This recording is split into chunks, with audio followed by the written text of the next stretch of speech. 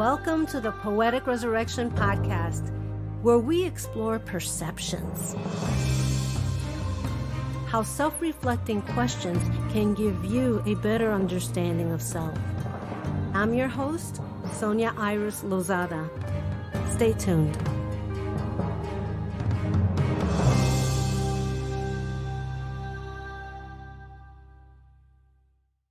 Hi, everyone, and welcome to this month's episode of Poetic Resurrection.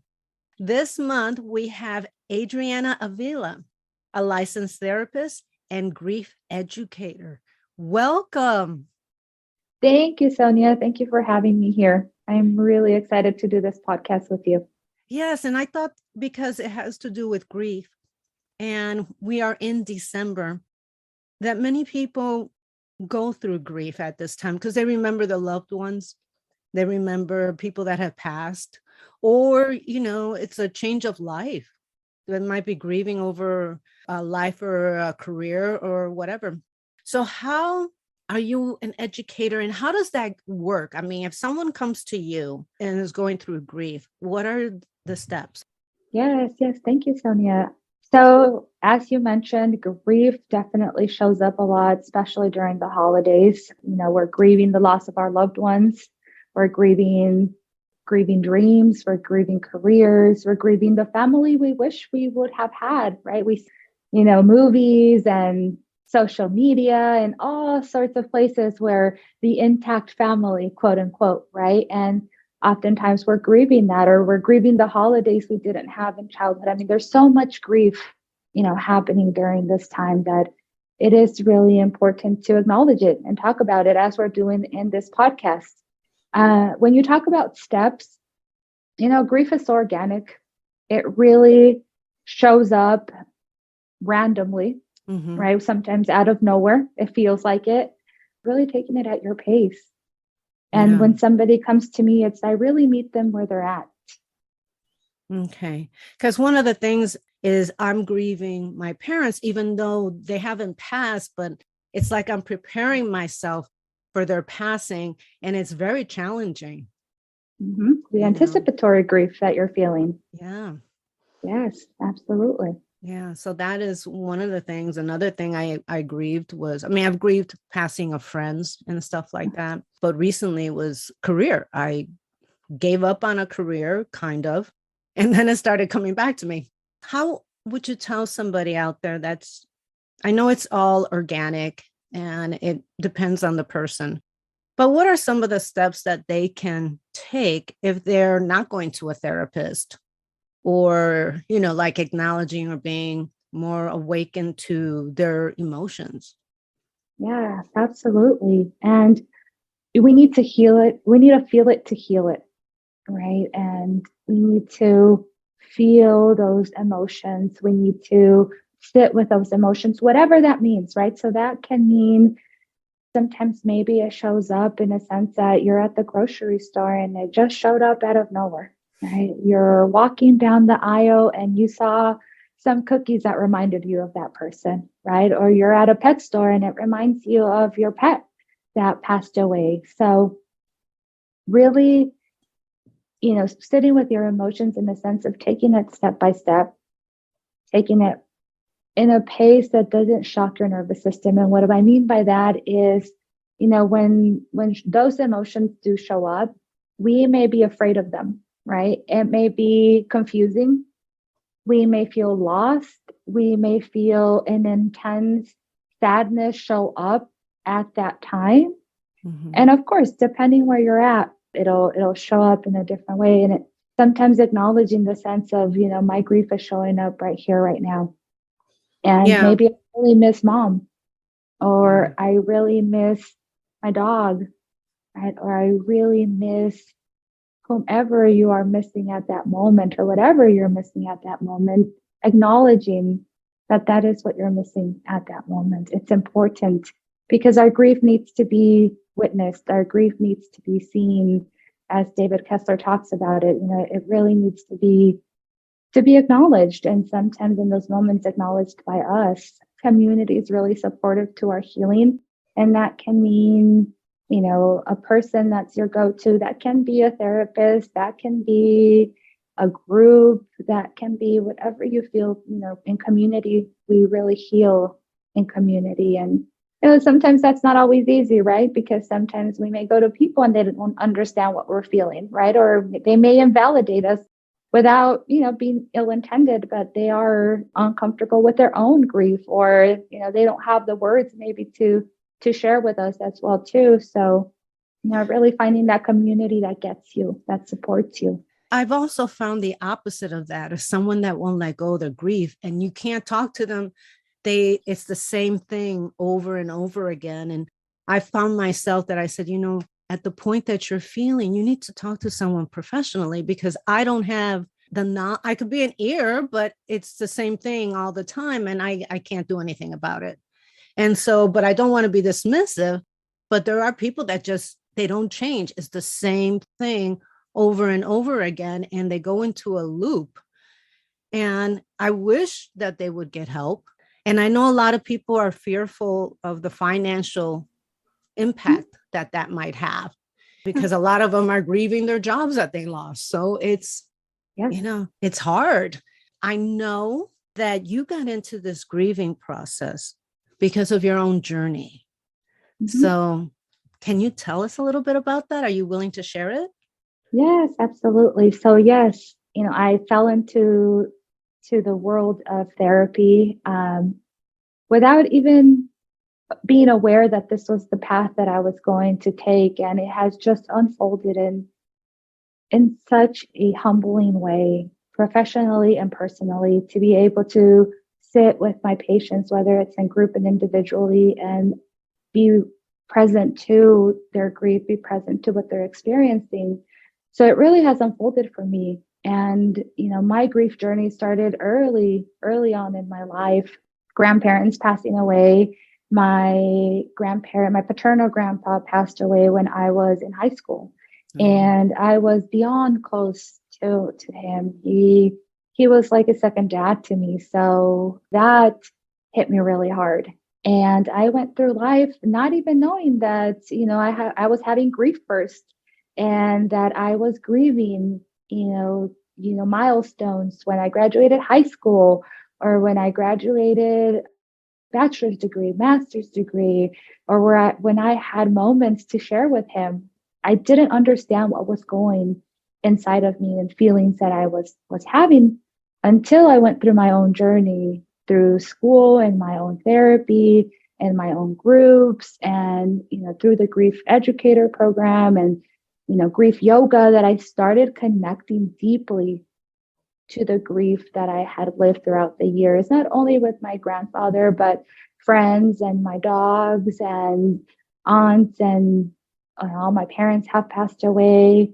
COVID happened, and then that 2020, my grandmother passed away, August 2020. Then 2 weeks after, one of my dogs passed away, and then 2 weeks after that, my other dog passed away. So that continued to really connect me to my own grief, and that's where I'm at now. And through my own journey, I felt that this was where I needed to be, to deeply connect to my own grief, deeply connects me to my loved ones, and being as a support to others as well too, that are going through this experience. That I can maybe help put to words what they're feeling. Because sometimes, again, we come in, it's like, I feel this, I feel like I'm going crazy, I feel like I'm on a roller coaster of emotions. I have been through that with grief. So, mine was my cat. So it's like it was like when you said 2 months later, I'm like, oh my God, that's happened to me with my pets. It's like 2 months later, they all died from each other. But I also have experienced with this is you're just numb. Yes, absolutely. And I've gone through those moments of feeling numb when my grandmother passed away, and then 2 weeks after, my doggie, and then 2 weeks after that, my other dog. And, their names, I like to identify or ask people, names, because, that is really important. So my grandma's name was Elvira, and then my doggie Snuggles, and then my doggie Mufasa passed away. And back to back, I remember after Mufasa passed away, I had to do something where I felt like there's something else happening outside of this world this turmoil that I'm living inside of me that I don't even know what to do with it. I'm crying, I'm laying down, I want to scream, I want to, there's just so much that I was experiencing within that week. I said, I need to go to Target. And I walked to Target and I remember feeling like I was a zombie. I felt numb. I felt like that place where I love to go just felt so empty and so numb. And there is compassion for us feeling that numbness because our nervous system to feel that all at once would be so shocking to our system, would be so shocking to our psyche. It would overwhelm our body. Yeah. So we feel numb. And numb is an emotion that many people feel like, I feel like I need to be crying. I feel like I need to be yes, sad all the time. Like, why do I feel so numb? And, we feel numb to protect us. It's almost like a non-responsive. It's so much that now it's nothing. Correct. Yeah. Yeah. Yeah. One of the things you do is your grief yoga. You're certified to do that. Yes. Now, I've also read the book, The Body Remembers, and Yes. grief yoga. I only briefly heard of it. Can you elaborate on what grief yoga actually is? Yeah. So Paul Denniston is the founder of grief yoga, and I came across his work again organically. Like, I have just fallen into this work so magically, in a sense, that through my own healing, that I had signed up what I thought. I love David Kessler's work, and a lot of the grief work that material that I know and learn from is from him. So there was a training and I signed up for it, and I thought it was a training. It was a retreat. So well, that's even better. Exactly. I was like, without even thinking that I was, going to fall into this deep healing again, I go to this retreat thinking it's a training. And then, David Kessler makes the announcement and it's a retreat. And I was like, oh, okay, I'm open for this. So it was really healing again. And at that moment, he introduced Paul Denniston, again, which is founder of Grief Yoga. I, at that moment, had never even been on a yoga mat. He said, after lunch, we're doing some grief yoga. I was like, okay, I'm open for that. After that, we did the grief yoga, and I had this release in my body that I did not even know was in my body. Like, I just felt it as we were doing the moves. And, Paul's work is not about flexibility. It's not about the moves. It's about the emotional liberation. He calls it compassionate transformation, where you have the awareness of what's happening in your body, where you have the expression of it within your body as well, through moves, expressing the anger that sometimes we don't want to talk about it. Sometimes we're done expressing it. So through moves, we're able to express the anger and the sadness and the resentment and the regrets through the movements that he walks you through. And then through connection. So it's awareness, expression, and connection. And connecting back to not only ourselves, but the connection to the love for our loved ones. And then he has surrender. So through that compassionate transformation, he has a process where you connect to your body, because our body does keep the score. Yeah. Sometimes it's like, oh, how come I'm feeling, certain pain, and especially around dates, right? Maybe the date that you're grieving, or maybe an anniversary, or maybe a birthday that's approaching, right? And we start feeling some kind of body sensation. So that is the work that he does. And then that's how I came across it. And I remember I went to go ask him, I'm like, so how do I share this with the people that I work with? Because I love to gain knowledge and share it with others as well too. And then I engaged in all his trainings, and here I am. I was once told you put in your poetry things that people don't want to talk about. Oh, But I think, like you're expressing now in your journey, the best teachers are the ones that have been through it. yes. Yeah, not some armchair therapist. You have to feel it. Even if you've never been, like I've never been in an abusive relationship, but I can feel what it's like for someone to be in an abusive relationship. And that was one of my most popular poems because I can feel what someone else is going through. And it was based on someone that I knew.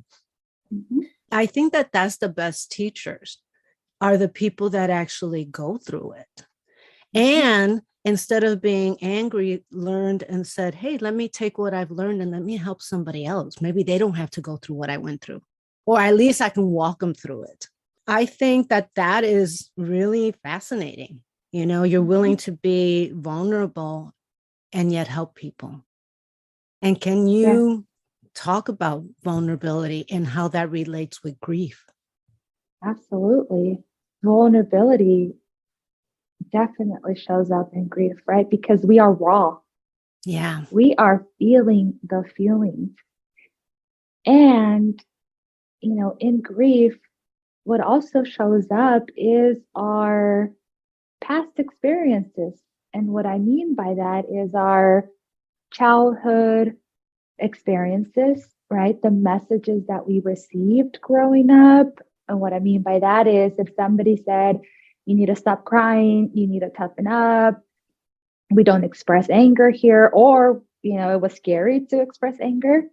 And grief's like, I need to feel all of this. And our narrative is like, yeah, but I don't know if it's okay to feel that. I don't know if it's okay to show up. So it is a very vulnerable position for us to be in, to be able to sit with those emotions that maybe we weren't comfortable expressing even before that, right? Or Yeah. we have a certain narrative around it. So Yeah. definitely vulnerability does show up. Vulnerability in a sense of some people join groups, right? And they Yeah. have the vulnerability of, what will I say? Will others judge me? Will others judge my grief? Will it be too overwhelming? Right. So there's so much that comes with it as well, too. And part of it is like you mentioned, being able to, for me, sit with that vulnerability has allowed me to deeply connect to that grief, to deeply connect to my loved ones. I feel like it's like a bridge. As I deeply connect with the vulnerability and the grief, it bridges and connects me to that love and my loved ones, Yeah. or to whatever I'm grieving. Yes. Right. At 35, I had to have a hysterectomy. So that's another grief. Right? The grieving that I won't be able to have children of my own, right? Of Mm-hmm. course, I can always adopt, and there's grief around that as well, too. Grieving that I won't be a mother. And there's vulnerability in me sharing that right now. Right. And also the sense of that through my grief, in that sense, again, I connect to that feeling that I'm feeling, the vulnerability to be able to be authentically present with others. Yes. And I know that part of sometimes grieving Mhm. is avoidance. I could handle it. I could do this. I could, Oh, yeah. and Yeah. you can't after you keep saying that to yourself, but then realization, you just end up saying, I can't do it on my own. Yeah. I And need help. I need help. I need support. Yeah. And, again, sometimes we feel vulnerable to ask for that. Or Yeah. sometimes we don't even know what we need in that moment, right? We don't know what kind of help we need. No, you're correct. Yeah. You don't know Mhm. what kind of, Mhm. yeah. Because I have been on both spectrums of it, Mhm. telling myself I can handle it, and then just like knowing I have to sit with this in order to get through it. Yeah. And I've been there as well too, especially growing up. Part of what I've discovered now in through my journey in healing and in adulthood is overworking was my coping tool, was my avoidance.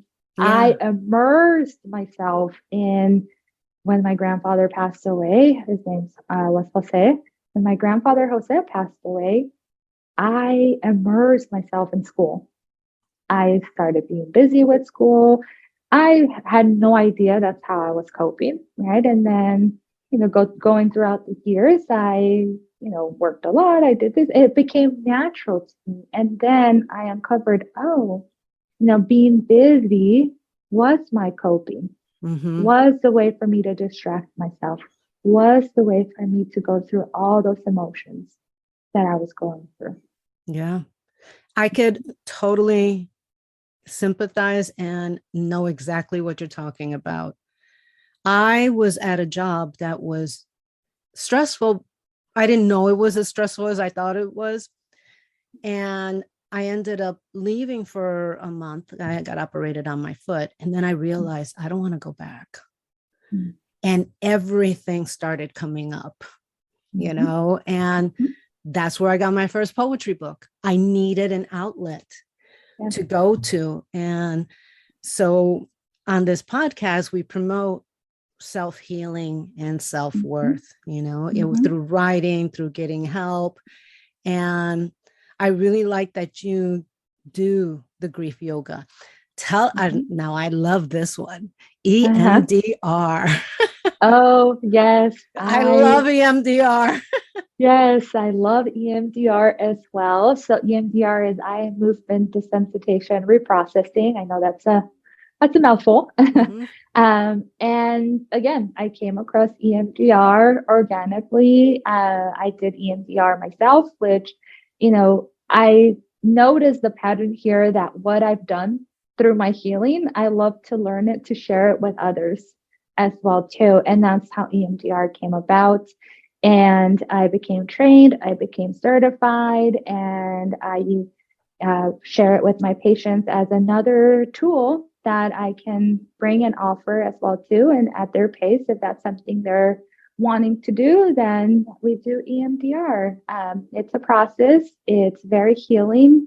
And I love it because there is a lot of brain science around it. And I love everything that has to do with neuropsychology. So definitely something that I love to do. And some of my patients that have traumatic experiences with death as well too. It and that's how one of them was for me as well too. My doggy was really traumatic, the last Mufasa, and the trauma that I was experiencing, was in a sense blocking my grief. And once I was able to, through EMDR, process that portion of it, the grief floodgate opened for me. So it was really healing in that sense too, that through that, I was able to then open the gates for grief to show up in that sense. So it's wonderful. It really is. And, I've also done EMDR. Mm-hmm. uh, but now when it comes to going back to the yoga, Mm-hmm. what kind of moves are done in this, the Yeah. grief yoga? Because I've done yoga, but I don't know what constitutes grief yoga. Yeah. So in grief yoga, there isn't, you could do it in a chair, you can do it on a mat, you can do it standing. It's your choice. And or you can go back and forth. Part of the moves that Paul incorporates is, and that I learned from him, that I incorporate is, maybe connecting to the awareness of, maybe start by settling into what's happening in your body right here, right now. Right? Maybe you lift your shoulders up and down and just begin to connect to your shoulders as you lift your shoulders up and down, starting to warm up your body. Maybe it's some neck rotations, right? Maybe you're moving your neck side to side, or maybe you're rotating your neck around. Maybe some spinal twists, right? So maybe you're twisting to one side, maybe the other. So those kind of moves that are gentle in your body and that don't require much flexibility. And as we're doing the moves, there's also talking around. So there's one where it's releasing the why, because we often have the why. Why did I get laid off? Why did my partner break up with me? Why did my mom have to pass away? Why? So we have the whys, and we don't always have an answer or a satisfying answer. And often the why shows up when we're feeling really powerless, right? So we want to know an answer. We want to know what happened. We're trying to make sense of something that doesn't make sense. It doesn't make sense that, my friend passed away. It doesn't make sense, right? So I'm trying to make sense of the why. So part of the moves is releasing the why. And that is, lifting your arms up and just saying why, and just keep going. Why?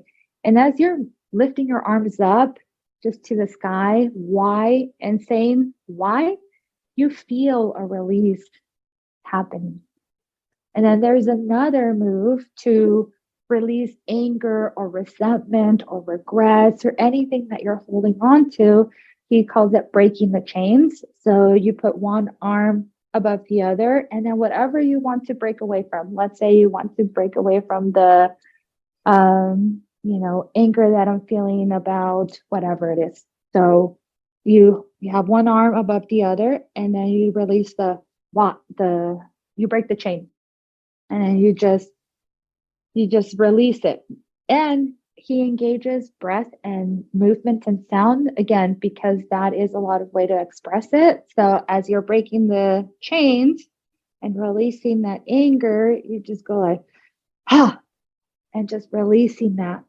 And it allows you to yell it out. There's also one called pounding the pillow. So if you have a pillow or something, and just pounding it out, just pounding whatever you're so angry at or resentful or frustrated, and just punching the pillow.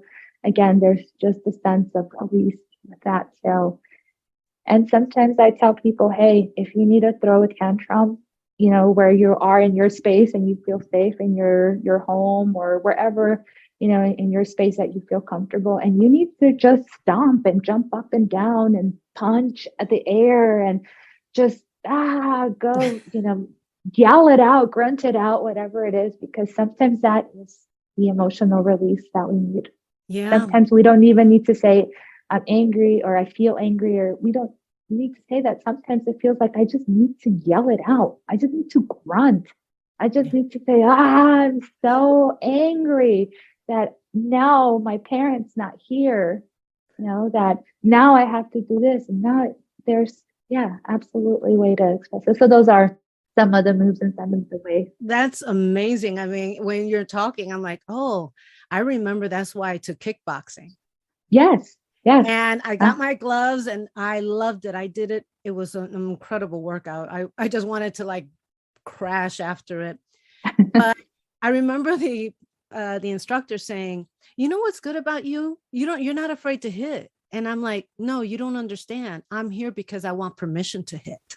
Yeah. Yes. And I love that you use permission. Yeah. Right. We need to give ourselves permission. Yes. Permission to hit, permission to be in our grief, permission to cry, permission to say no to an outing because we don't feel like going. Exactly. Because we want to, just be permission to. I love that you brought up that statement.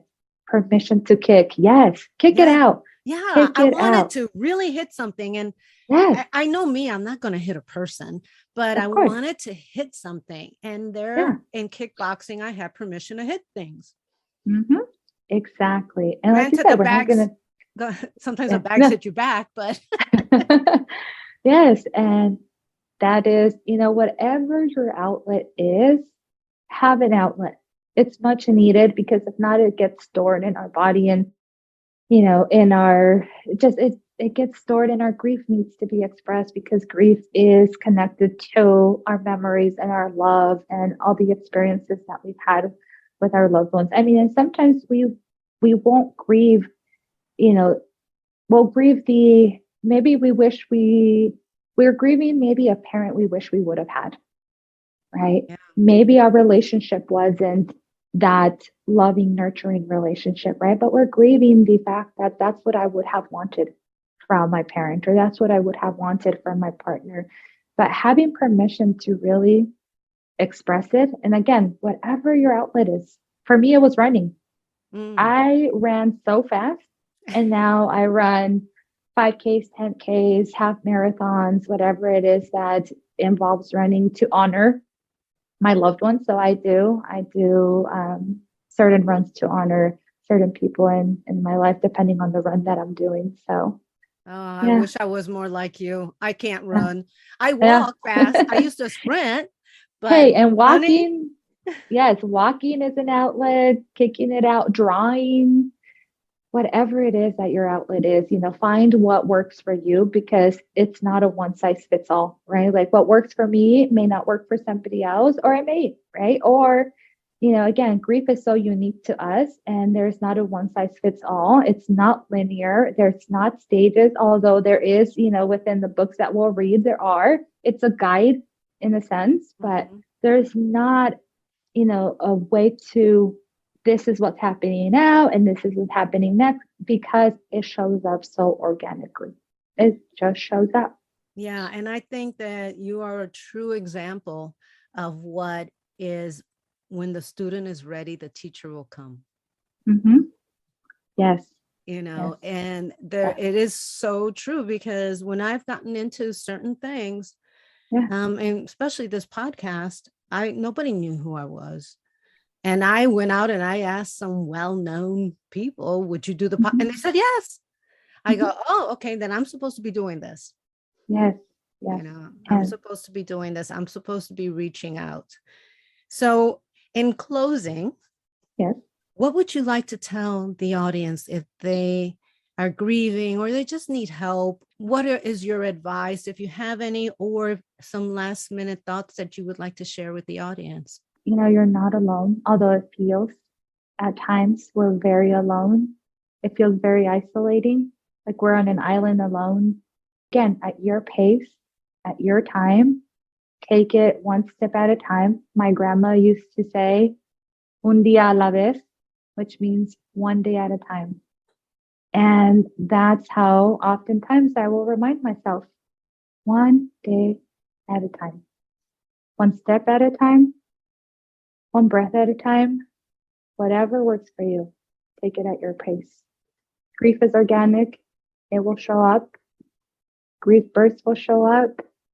For me, the deeper I connected to that, the deeper I connected to my healing, the deeper I connected with others. And we need that connection in grief because we feel so disconnected.